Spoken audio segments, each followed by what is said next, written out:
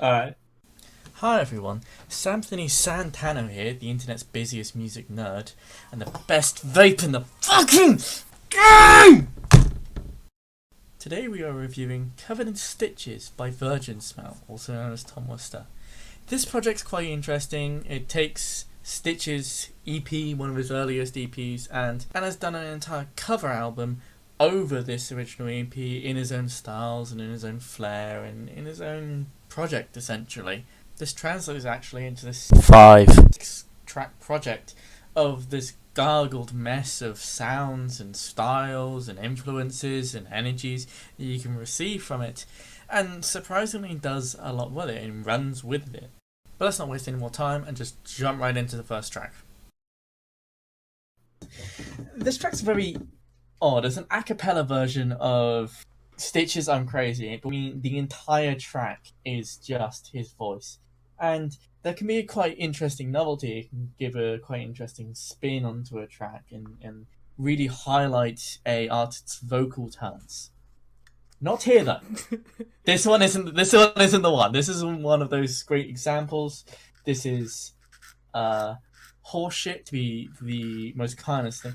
The beginning of the track is well structured with the slow beating, the slow winding up of the actual sound, as you would find in the normal song, and as soon as it drops, it loses any energy that you would find in the original production. It lacks some of that high tier production that Stitches has. Stitch is a controversial man, of course, and love him or hate him, doesn't matter. You have to say that the production of the songs, the energy that carries, in a very kind of gruntish, brutish, very, very aggressive, nails to the wall kind of just dark humor, I guess, has a audience, has a place in music, and it's at least interesting to listen to. It doesn't translate over when it comes to this kind of poor acapella performance. And that really is highlighted around the middle of the tracks, because at the beginning of the track, it's relatively structured and things relatively make sense. You can kind of understand where the song's going, and you can pick out the different elements of this track, of about 3 layers that he's actually done to emulate the original sound. This sound he does into his microphone, that it just gets bass booted, but as it goes on, just seems to lose any kind of rhythm, and with that, any energy this track may have carried. The vocals seem to be, again, losing some kind of rhythm. The entire second half of this track is just losing rhythm, and because of that, and that's not even the fault of Stitches, that's the fault of this particular artist. So as we move into the second track, it's a little bit of a stark contrast to the first. Although it keeps a lot of the themes of the original one that the first track had, where it's very kind of memey and it's very kind of acapella and amateurish, there is still some style and some passion and some energy and even some parts that are actually interesting about this track, especially compared to the first one.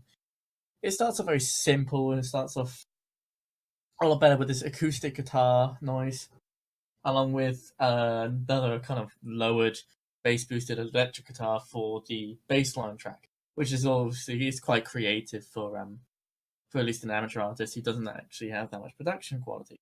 But it keeps it kind of interesting. Vocals are also a lot better on this track, although the mixing could be better, at least in the first half. Sometimes the acoustic guitar that's clearly been played by him while he's singing, recorded by the same microphone. The microphone is just a little bit too low towards his acoustic guitar, that sometimes it drowns the vocals, and at points you can't really tell where the vocals are at. But it comes swooping back in, and kind of captures you on your full.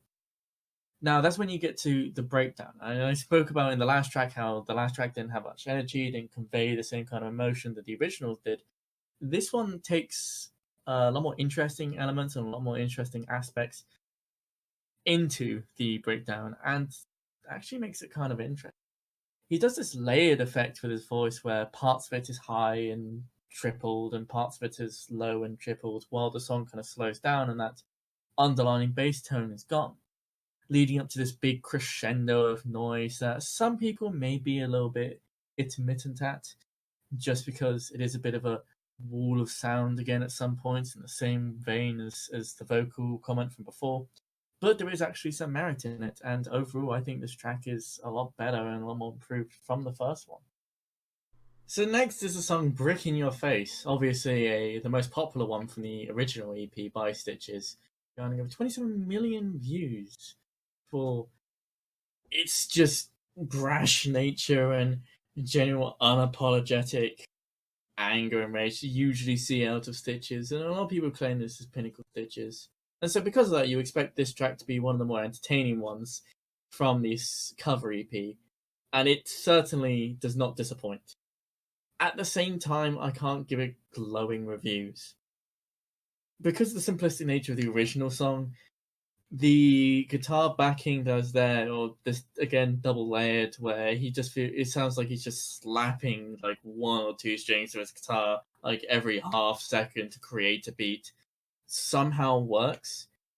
But it's the vocals that really stand out, because it's very obvious that like he's just screaming into his microphone, occasionally just sounding like Boss Nass, just swinging his fucking cheeks around near the microphone. And at first, it kind of takes you a little bit off guard, especially from that second track. But after a while, if you kind of take it in, if you take it more as just like an ambient noise with a simplistic rhythm, there's something there. If you're into animalistic noises and this kind of death metal, grungy kind of vocal style that he's trying to go for, the voice talent is definitely at least interesting, something to remark on. Not sure if it should be something to be praised on, but certainly there's a lot more enjoyment out of this track, and I actually found myself enjoying this track more than the other two. This EP was not designed to be some kind of serious breakout talent, and if you just want to have fun with a piece of sound, or at least a cover, have fun with a piece of sound. Show it to your friends, have them laugh at it, and go on to the next track. The next one being Anaconda by Stitches. Now, when you listen to this track, you may think, wait a minute, is this from Stitches? But no, trust me, this is Stitches.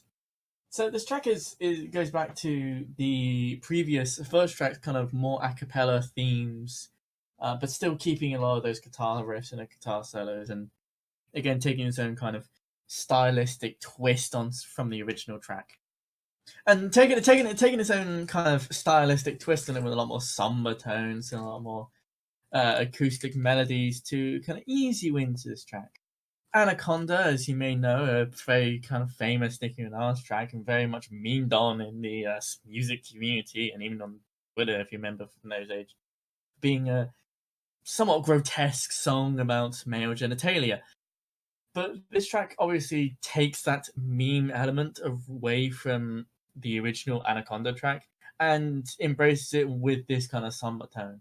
And it becomes very more adamant in the second half of this track, where, as I mentioned before, there's parts of this project where the guitar starts to essentially drown and swallow up the vocal. There's a point halfway through where it kind of drops off and starts slowing. You think, well, maybe this is the end, maybe this is the cutoff around 2 minutes in, but it comes way back up and has this underlining kind of guitar solo that ramps up and up and up, and you think that your energy would go with it, but it doesn't. It ends up kind of swallowing it and swallowing the entire track before dropping off and eventually becoming this another crescendo of noise, as you saw before.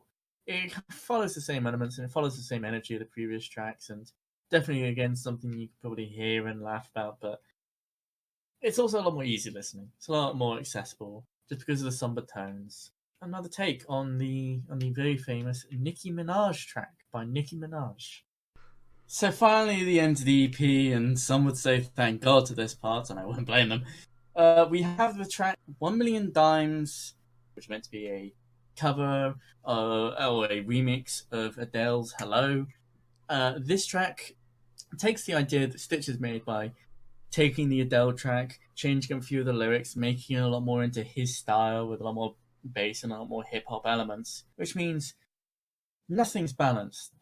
The lyrics are very quiet, but the intro is very interesting. It's kind of like another kind of jumbled mess of odd sounds, and it's kind of really quiet but also lo-fi style, which kind of teases you. It's like, this track might be interesting. Then it just hits you right in the fucking jaw, square in the jaw, knocking out a few teeth with this just gargled voice that he had, and we've seen previously in Brick in Your Face, along with the high pitch you see in Anaconda. For the end of the EP kind of track, having it be a mixture of everything you've done for every other kind of mix of cover in this kind of meme album, but turning it up to 11, it fits perfect. But as a solo piece on its own, isolated,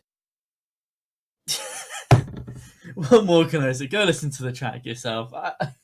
Words cannot describe its baffling quality. And that was Stitches EP cover by Tom Worcester on SoundCloud. I'm feeling light to decent 4 on this. Transition. Have you listened to the review? Do you love it? Do you hate it? What would you rate it? You're the best. You're the best. Give a like and subscribe. Click a thing over my fucking head for another video. There's never going to be another video. This is the only one. Jesus, kill me.